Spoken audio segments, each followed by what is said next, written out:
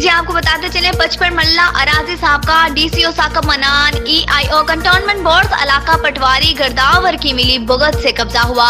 बचपन मल्ला अराजी सीनियर सहाफी शमशेर शहराजी के नाना इंग्लैंड में मुकीम है। इनके और शमशेर शहराजी अफजल शहराजी साकब गिलानी के नाम अलग अलग फर्द रजिस्ट्री नाम है।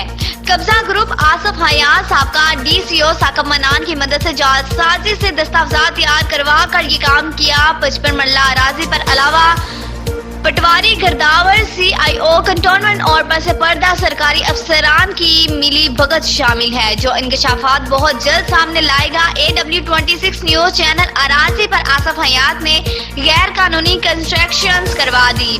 रिपोर्ट कर रहे हैं सैयद शमशेर हुसैन शहराजी, डिप्टी ब्यूरो चीफ सरगोदा। अस्सलाम वालेकुम जी।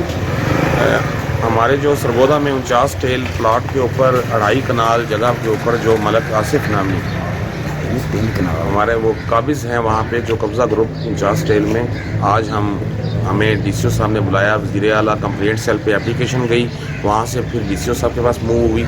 हमें DCO साहब ने मुझे, सैयद शमशेर हुसैन शहराजी को, साकब रज़ा गिलानी को और अफजल अब्बास हमारे चचा को बुलाया हुआ है।